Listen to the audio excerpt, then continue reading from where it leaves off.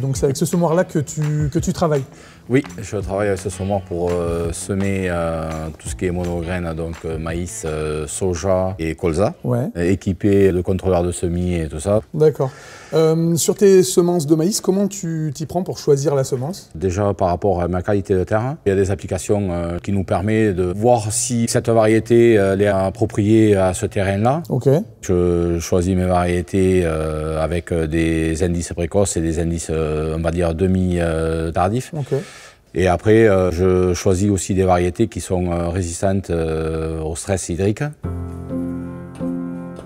Au moment du semis, avec ton semoir, tu peux utiliser aussi le numérique ou pas? Alors j'enregistre tout ce qui est semis avec une tablette qui est un tracteur. Ouais. Et avec un petit récepteur qu'on a dans le tracteur, ça nous capte toute la donnée. Après, quand on regarde sur notre ordinateur au bureau, eh bien, on a tout, le jour de semis, la variété, la densité. Voilà. En quoi ça t'aide dans ce que tu fais au moment du semis? Ça fait un enregistrement pour notre travail déjà, parce qu'il faut aussi qu'on enregistre tous les travaux qu'on effectue. Ouais, par rapport à la traçabilité. Voilà. Et après, ben, quand on vient dans la parcelle et quand on récolte, on sait où c'est qu'on est, on sait quelle variété on récolte.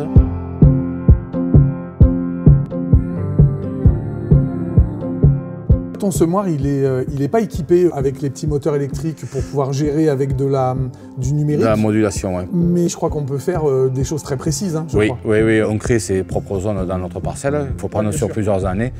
Et sur notre ordinateur, on a notre plage de travail. On regarde, eh cette parcelle, je vais y mettre 70 000 pieds. Celle-là, c'est la meilleure, je vais y mettre 90 000 pieds. D'accord, ok. Parle-moi un peu du maïs, tu sèmes à quelle période et puis après comment ça se passe, la culture, comment elle pousse? On sème quand le temps le permet, entre 20 et 25 mars et le 15 avril. Okay. On est dans des meilleures conditions que si on semait comme autrefois, on semait début mai, que là, on a déjà sécurisé quand même une implantation de maïs qui est assez importante. Oui, tu parles de sécuriser, en fait, l'idée c'est que tu prennes soin de ton maïs à chaque étape et tu prévois une récolte à peu près pour quand? Alors je sais que suivant les variétés, la récolte elle est étalée, mais grosso modo tu commences quand toi ta récolte? Je me suis mis une date butoir au 10 octobre, je veux avoir récolté. D'accord. Parce que moi c'est un assolement, derrière je mets souvent des blés, donc du coup il faut que mon maïs ne dépasse pas les 20, 22, 23 d'humidité, ce qui n'est pas le cas cette année. Année particulière. Année particulière.